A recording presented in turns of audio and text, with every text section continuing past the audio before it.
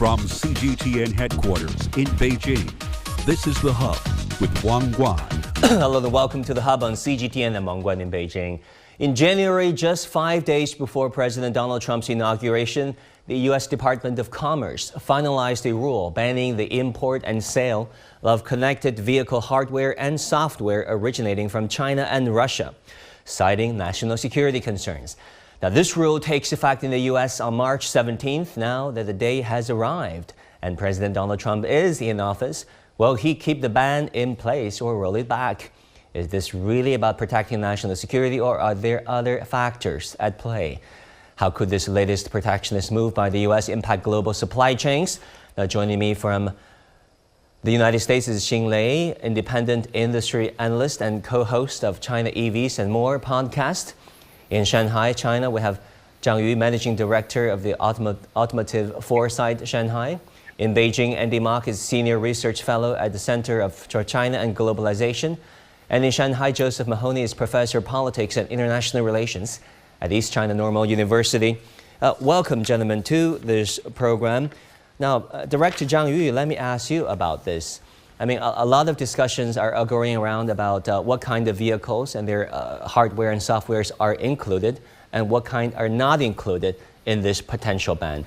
Help our audience understand what this ban could be all about.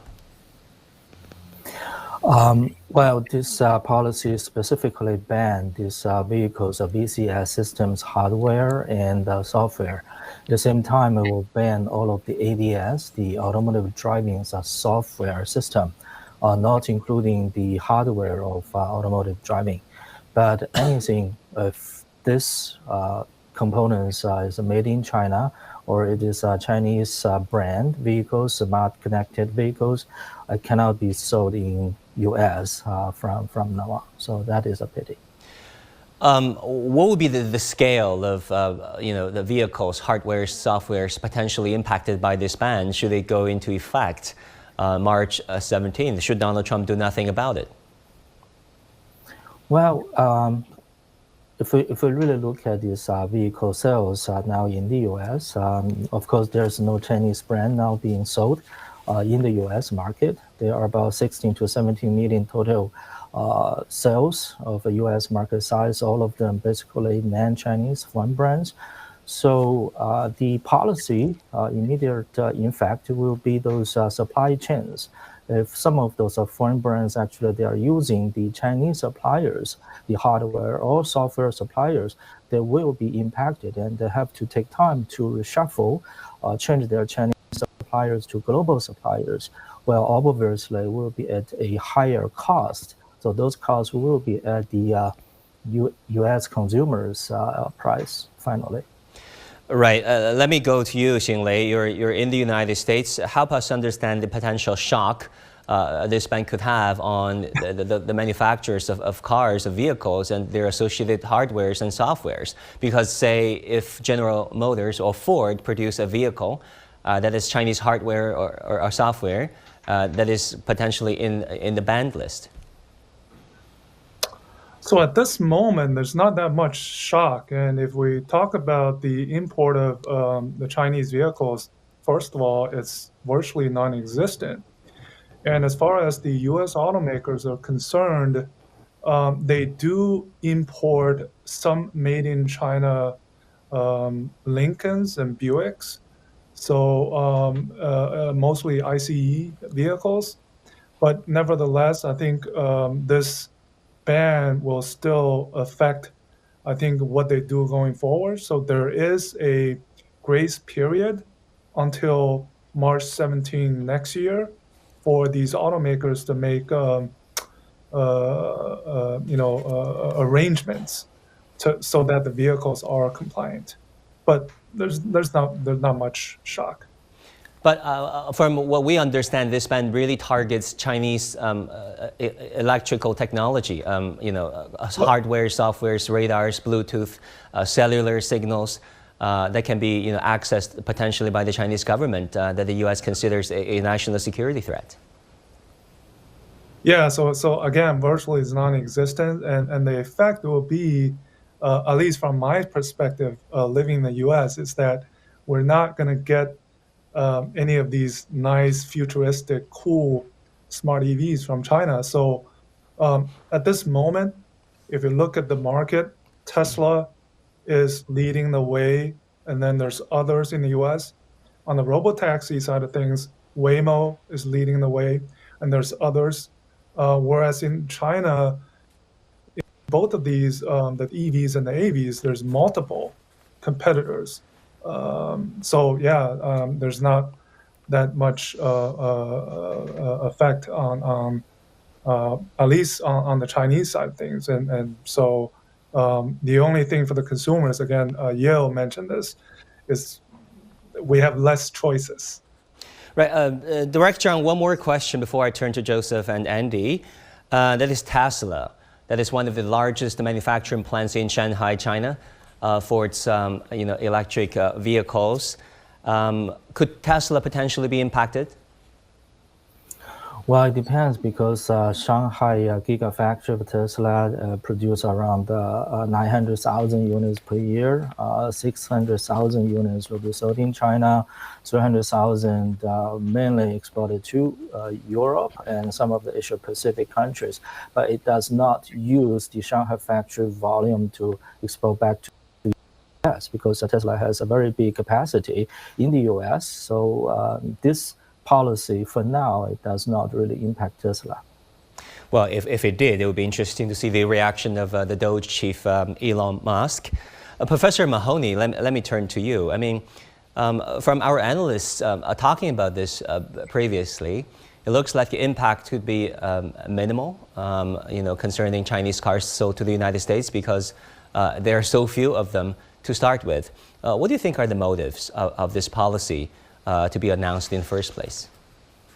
Well, I think that there was one thing that was neglected in the previous discussion, and that is that there are some Chinese firms, perhaps like Geely, which do own international brands like Volvo and Lotus, and they may find that they're no longer capable of selling their products in the U.S. So although we don't see Chinese EVs and some of these firms, Chinese firms selling much of anything in China other than some buses that are being produced in California, there are some brands that I think a lot of people don't directly associate with China that may be impacted, that have had a long-term presence in the U.S. market.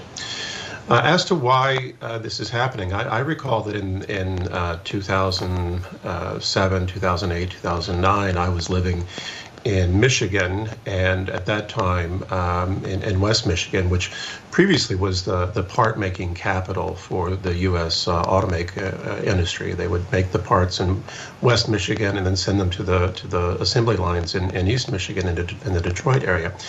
And at that time, there was a very heavy anti-China sentiment because the perception was that a lot of those parts companies had moved their production lines to China. So we see a lot of this old sort of economic nationalism and sensitivity to Chinese production dating back to that period. And then, of course, we had the problems with the global financial crisis in 2008, where legacy automakers like GM found themselves in dire straits and needing support, not only from the U.S. government, which increasingly saw them being subject to politicization, but also saw them increasing their reliance on operations like Shanghai GM and their China operations. So we see here, I think, some long-standing trends that have matured, not only in the protectionist policies that were first initiated by Trump, and certainly pandering to populist lines associated with workers in these sensitive states, but also concerns related to China's rise as a major power and the extent to which this poses security risks, which certainly were hyped excessively by the Biden administration, and it remains to be seen whether or not Trump is going to continue these policies, and I think it will have to be clear from their end the extent to which they complement the other policies that he's implementing, like tariffs, which are having other impacts on industries in the U.S. All right, fair analysis. Andy, how do you look at the potential impact of this ban should it take place? No, that's an important question, Guan. So to add a little bit to what Professor Mahoney said in terms of why does the U.S. see this as so necessary? So, of course, from a national security perspective, there's the fear that once connected vehicles, autonomous vehicles are ubiquitous, that this can be used to gather information on the United States by the Chinese government. But there's also the fear that there might be some sort of kill switch where China could suddenly turn off all of these vehicles, throwing the country into chaos. So that's the national security argument. There's a protectionist argument as well, in that it's recognized that China is leading in these technologies and the US needs to give its industry space to catch up. So that's the other reason for the ban. And then finally, it is opening a new front in this economic or war for global supremacy. And again, this is all from the US perspective. Whether this is right or wrong may be irrelevant, but this is how the US sees it, and this is the problem it needs to solve. So now, with this ban, I would describe this one as a defensive strategy and as a fragile strategy. So, as a defensive strategy, the US is looking to protect itself, again, from these national security threats that it sees, from its uh, inferior status in terms of technology. And so, just from a strategic perspective, that's not the way to win. It's always better to be on offense. So the U.S. is playing defense here. Second, this is a fragile strategy, and what I mean by that is that it is not likely to succeed. It's easily broken because there are multiple points of failure. Because if the U.S. wants to achieve its objectives with this approach, a number of things have to go right that are dependent on each other. Um, for example, US manufacturers need to be able to step up and close the technology gap. Other countries need to cooperate, align with the United States, et cetera, et cetera, et cetera. And all of these things have to go right. And if one of them fails, the US is not likely to achieve its objectives here. So I think this is the broader strategic context in which this is happening. And I think there could be serious collateral damage as well. So the point is absolutely right. Chinese EVs are not in the US market in any appreciable way, except for the CEO of Ford, Jim Farley, has one. But there's not a lot of EVs, but components are very, very important. And the future, I think no one disputes, is greater connectivity. Autonomous driving is not a question of if, but when. So these components are very, very important and growing in importance as well. So this could hurt American automakers. I'll give you a quick example from Tesla, for example. So when the tariffs in the first Trump administration came on, Tesla was very, very worried because a key component, the so-called brain of a Tesla, was made by a Chinese company. And it's not just the cost that's the problem, but key parts have very stringent technical specifications. The supplier needs to be able to deliver a certain volume. They also need to be able to deliver to certain delivery schedules. So this is a huge, huge problem that if any company, a Tesla, an American company, wants to switch from a Chinese supplier, these are very challenging considerations. There are downstream considerations as well, because if the product quality, the quality of these components are not up to standard, a year, 2 years from now, they may fail, causing perhaps loss of life, property damage, requiring recalls. So this is a very fraught time for automakers around the world. The last thing I would say, Guan, is the potential impact on European auto manufacturers.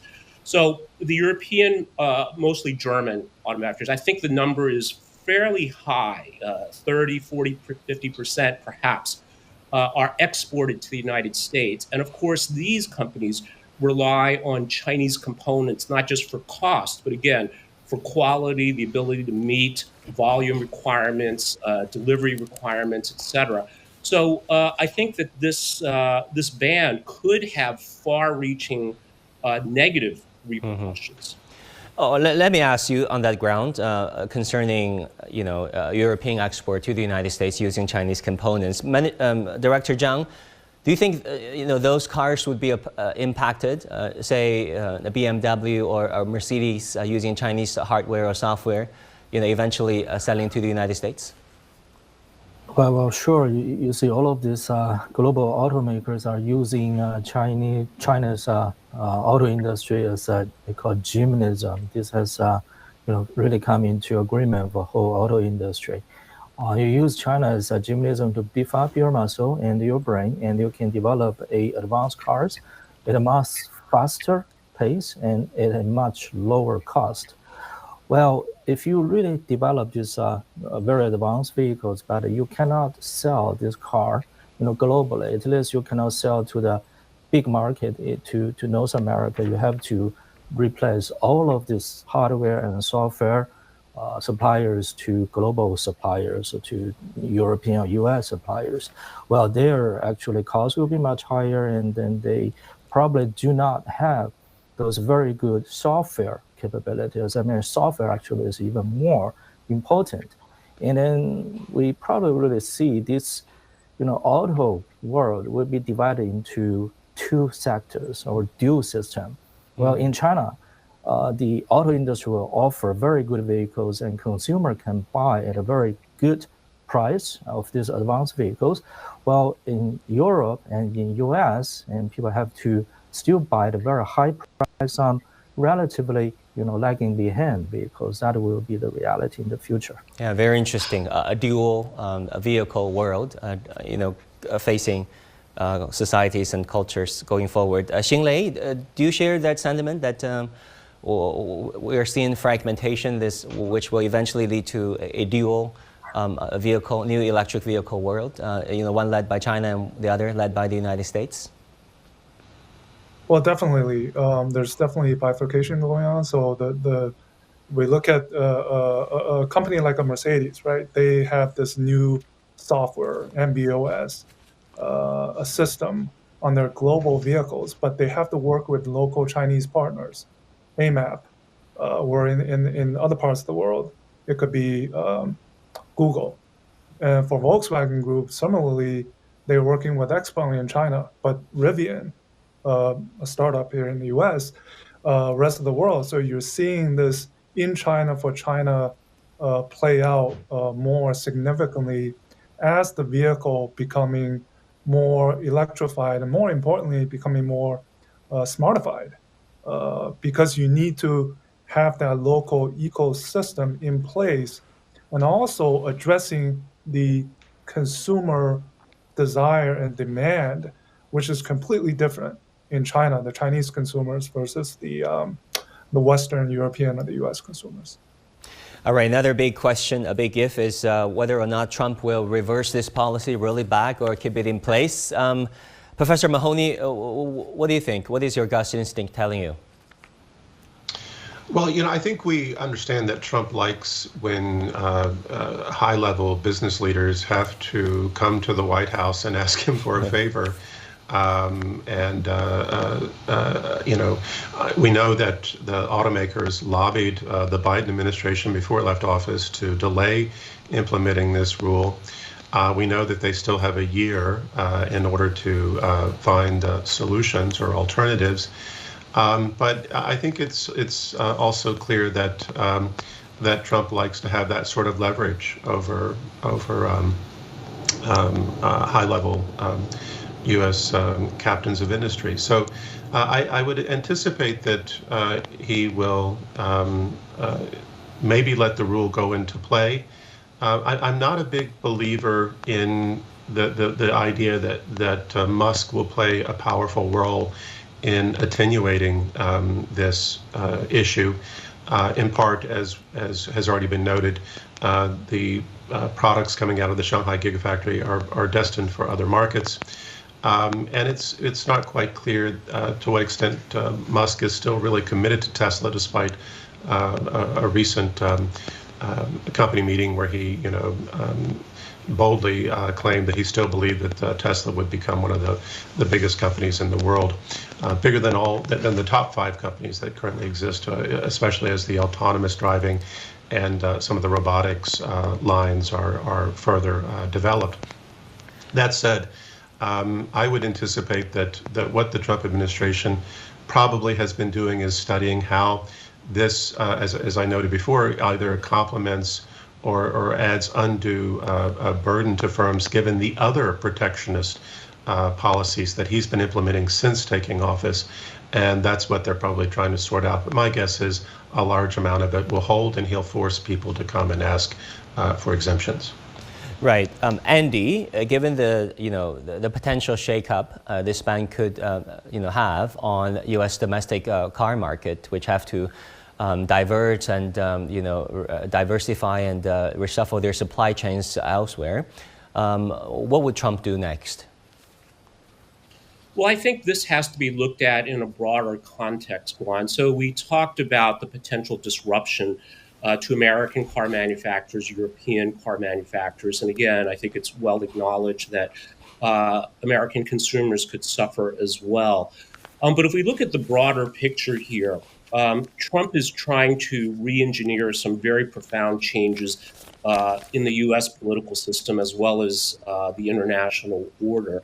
And one of the dangers here is that if you put too much stress on the system, it may break. And again, I come back to this word fragile, which I think describes this approach of banning Chinese hardware and software and connectivity and autonomous driving, but also fragile in terms of the overall Trump strategy, in that there's an amazing statistic. Something like 10% of the wealthiest Americans account for 50% of spending.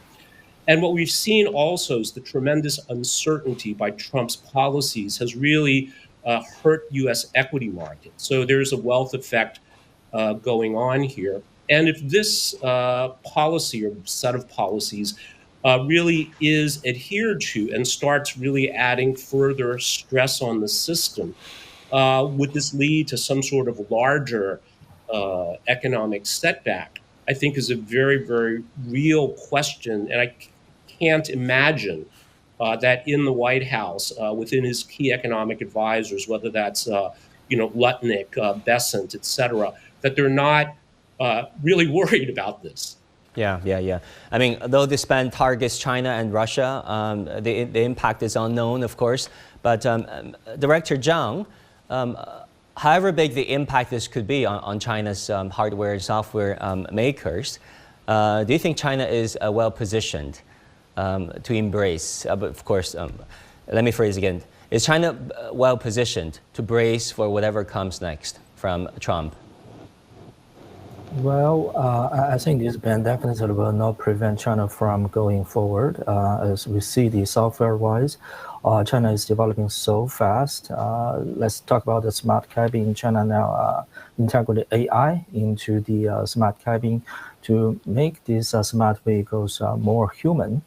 Also, China is very good at making this application functions.